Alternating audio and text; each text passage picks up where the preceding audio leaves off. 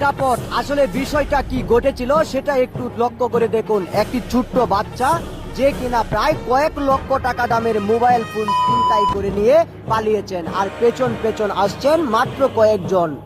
কিন্তু এই মাত্র কয়েকজনের ভিতরে রয়েছে অনেক কিছু নিয়ে ছেলেটাকে দেওয়া পাল্টা দেওয়া দিচ্ছিলেন, কিন্তু বুদ্ধির কাছে যেন সবই হার মেনে যায়। মুরব্বী এক চাচার কাছে যখন, সেটা একটু জানার বিষয় ছিল আমাদের। আসলে ছেলেটা যখন এই জায়গায় লুকিয়েছেন তার কাছে রয়েছিল মোবাইল ফোন, আর সেখান থেকেই তার বড় ভাইকে ফোন দিয়েছেন।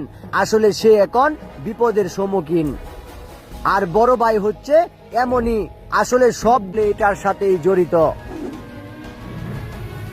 আসলে এখন অনেকে এসবের দিকে ছেলে সন্তান কিংবা ভাই বোনদেরকে ঠেলে দিচ্ছেন। আসলে যেখানে ছেলেটার পড়াশোনা করার কথা ছিল সেখানে করছে চুরি, তাহলে এই সমাজ কোন দিকে যাচ্ছে?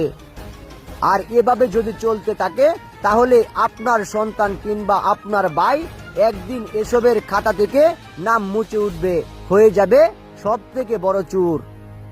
আর যদি কোনোদিন কোনোভাবে জনগণের রসাতলে পড়ে তাহলে হয়তোবা জীবনও চলে যেতে পারে।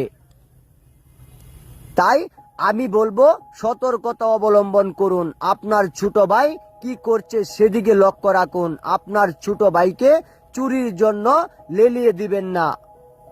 পড়াশোনায় নাম লিখান, কারণ সে একদিন সেই সমাজ কিংবা এ দেশের জন্য অনেক কিছু করতে পারবে।